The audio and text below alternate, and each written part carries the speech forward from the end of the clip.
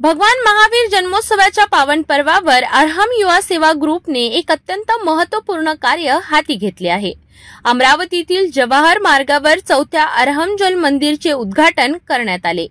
या जल मंदिरात 40 ते 45 अंश सेल्सिअस पर्यंत चढलेल्या तापमानात शीतल जलाची व्यवस्था केली जाईल, जी नागरिकांना आवश्यक असलेल्या ताजा पाणी आणि पुरवठ्याची सेवा देईल।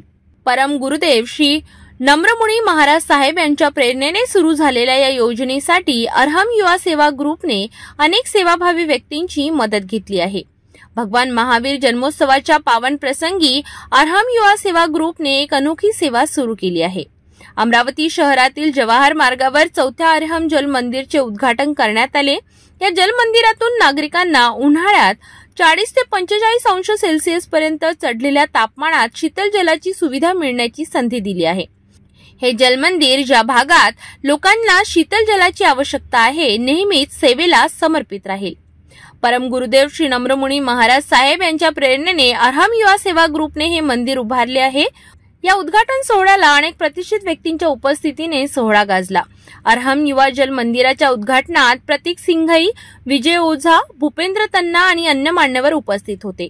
अरहम युवा सेवा ग्रुपने समर्पण व कृतज्ञता व्यक्त केली आणि एकत्रितपणे रिबन उघडून जल मंदिराचे उद्घाटन केले। त्यानंतर प्रतीक सिंघई यांनी पेढ्यांचा प्रसाद अर्पण करून सर्व उपस्थितांचे तोंड गोड केले।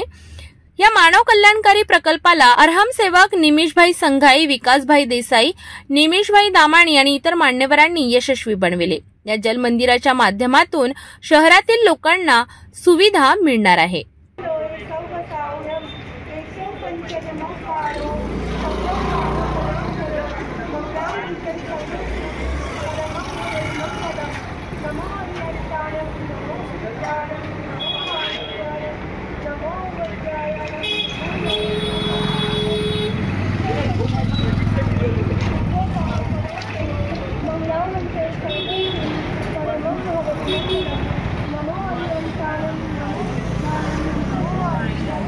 नमो